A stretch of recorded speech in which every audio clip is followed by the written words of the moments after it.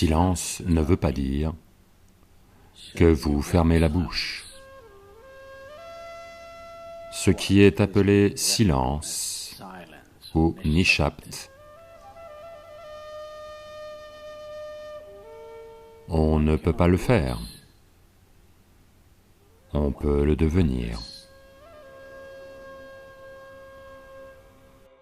Voyez, si vous pouvez exprimer les mêmes choses avec la moitié des mots, soudain, vous allez devenir extrêmement conscient de tout.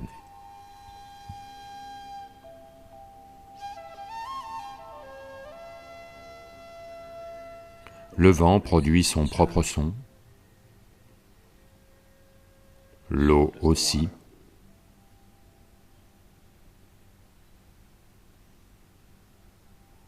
La terre aussi, à vrai dire, le ciel aussi.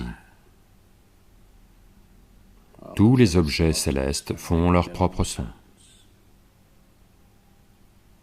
Il y a des sons de douleur, des sons de plaisir, des sons de malheur, des sons de joie. Pour tout, il y a un son.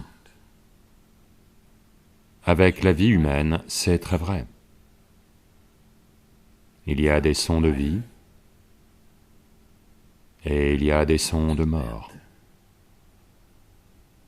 Et il y a même des sons de silence.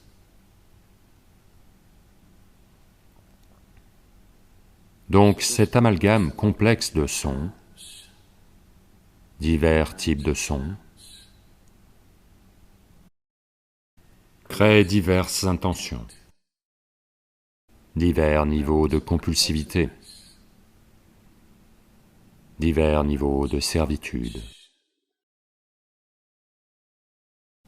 et diverses possibilités d'enlisement.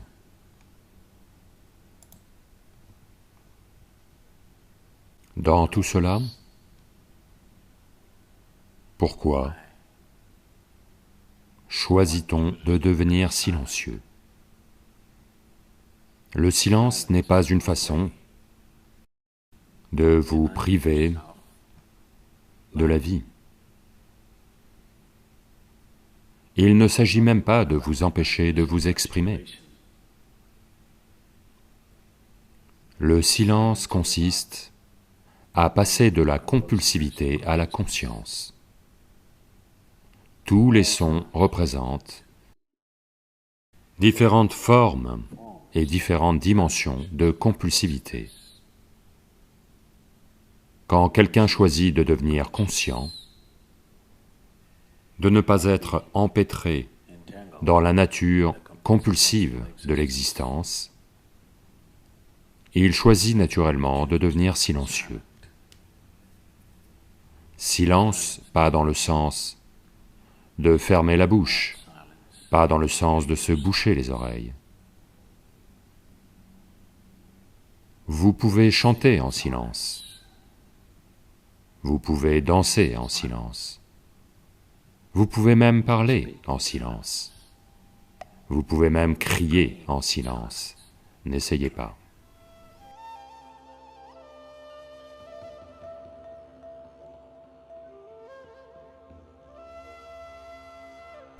Ça ne veut pas dire que quand tout le monde est silencieux, vous criez, ce n'est pas ça, crier en silence.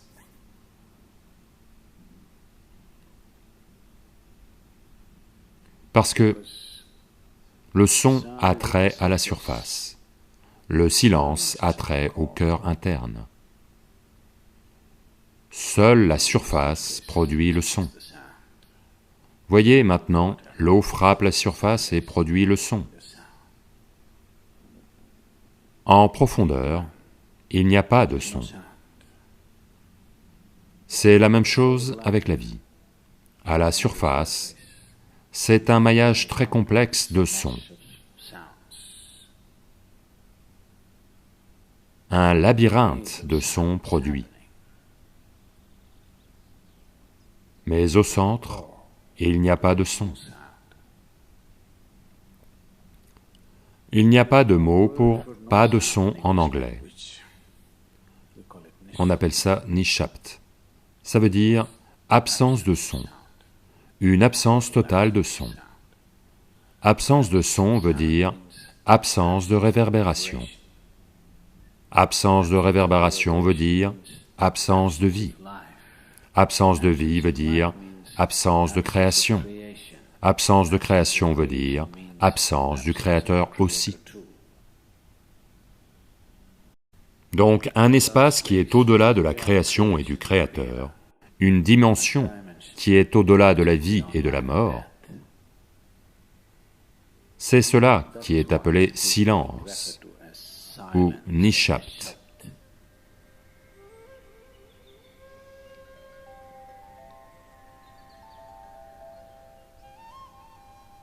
On ne peut pas faire cela. On peut devenir cela. Communément, il y a deux mots employés pour décrire cela. L'un est maun, ce qui veut dire que vous pratiquez le silence, vous n'êtes pas silencieux. Vous vous taisez et vous demeurez en maun, ce n'est pas nishapt. Maun veut dire que vous pratiquez le silence.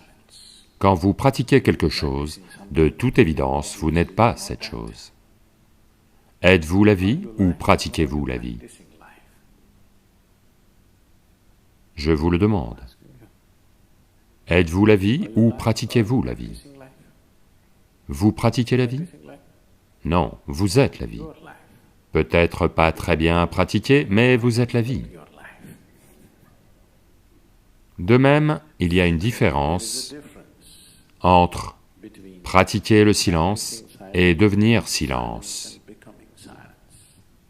Pratiquer le silence commence par une certaine restriction.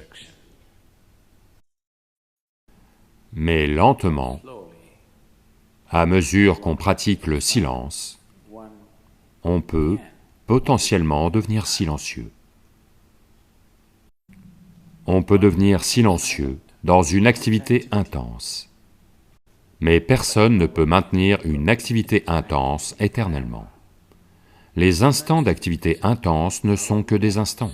Personne ne peut les tenir. Vous allez vous épuiser. Il n'y a que si vous pouvez y arriver dans l'inactivité que c'est durable. Si quelque chose n'est possible qu'à travers une activité intense, ça n'est jamais tenable.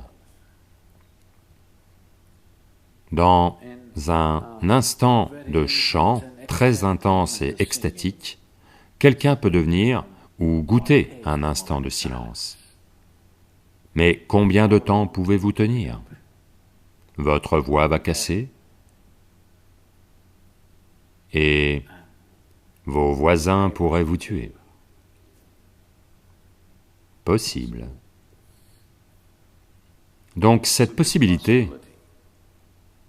d'atteindre le silence ou de devenir silencieux signifie aussi devenir immobile, devenir complètement immobile. L'immobilité peut être atteinte de très nombreuses façons. Si vous observez un serpent, il est immobile. Si vous observez un tigre en train de chasser, absolument immobile, chargé, mais immobile. Tout ça, ce sont différentes dimensions d'immobilité pratiquées pour survivre. Si un serpent bouge trop souvent, il va se faire tuer. Si un tigre ne sait pas rester immobile, il n'attrapera jamais sa nourriture. Tout cela, ce sont des actes de survie. Un être humain, pour survivre, il doit être actif. Ce n'est que quand sa vision se pose sur quelque chose qui est au-delà de la survie, que là, il va penser à l'immobilité, que là, il va comprendre, à mesure qu'il s'observe, à mesure qu'il remarque la complexité de ses compulsions, il comprend que la seule façon d'y remédier est de devenir immobile. entraîner ce corps, entraîner ce mental à devenir immobile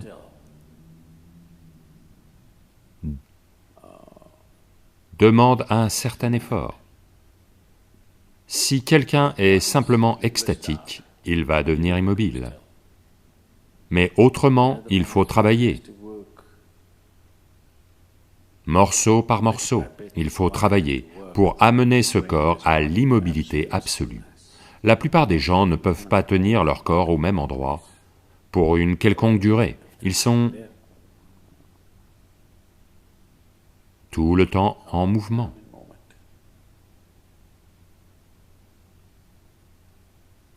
Comme on dit, un homme n'est malade que parce qu'il ne sait pas être immobile. Parce que dans l'immobilité, vous êtes en contact avec une dimension bien au-delà de la création. Une fois qu'on est en contact avec ça, la maladie n'existe plus. Si je m'assois ici et que le corps pourrit et croule, il n'y a quand même pas de maladie, il est juste là, parce que, à vrai dire, quand quelqu'un devient absolument immobile, il se peut qu'il ne soit pas capable de s'accrocher au corps, à moins qu'il apprenne les astuces, le mécanisme du corps. Alors pourquoi devrais-je devenir immobile? Vais-je perdre mon corps? Vous allez de toute façon perdre votre corps.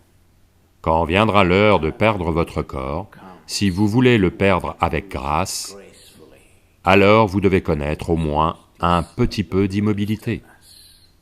Si vous voulez déposer votre corps, comme vous pouvez poser ce morceau de tissu, avec la même aisance, avec la même grâce, alors vous devez avoir un peu d'immobilité en vous. Autrement, vous et votre corps devez être arrachés l'un de l'autre, ce qui n'est pas une belle chose à faire. Quand vous êtes arraché de votre corps, c'est une chose moche et douloureuse à faire, à moins d'être capable de le laisser de côté. Il n'y a pas de grâce dans la vie. Donc, si l'on veut atteindre cette grâce, au moins une certaine quantité d'immobilité doit entrer dans votre vie. Pour que cela ait lieu, un certain niveau de silence doit entrer dans votre vie. Si pour le moment ça ne vient pas, au moins pratiquez un peu de Maun. En 1 heure, si vous dites 1573 mots actuellement, combien Ma? Combien de mots crachez-vous en 1 minute? 1573, vous en dites vraiment autant? Je pensais que c'était impossible. D'accord, je vous crois. Donc, quel que soit le nombre de mots que vous dites, voyez si vous pouvez exprimer les mêmes choses avec 2 fois moins de mots. Soudain, vous allez devenir extrêmement conscient de tout.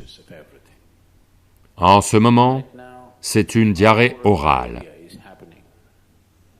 Si vous en dites 1573, c'est de la diarrhée, d'accord? Maintenant, si vous devez retenir la moitié des mots et quand même dire les mêmes choses, maintenant vous devez être très conscient, autrement vous ne pouvez pas les dire.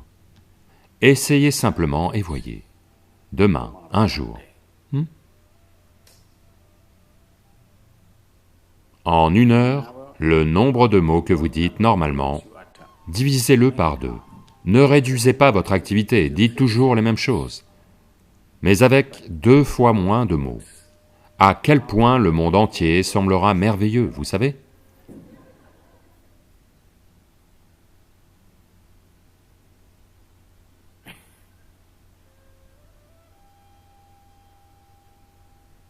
Le monde sera un endroit merveilleux, je vous le dis demain, si tout le monde fait ça. Beaucoup de mariages seront sauvés.